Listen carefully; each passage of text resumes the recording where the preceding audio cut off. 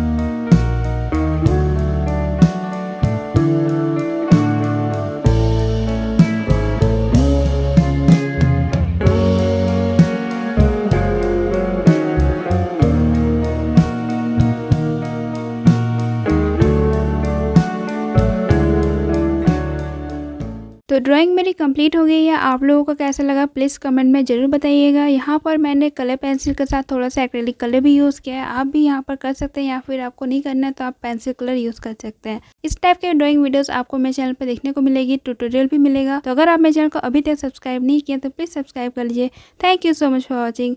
हर हर Mahadev.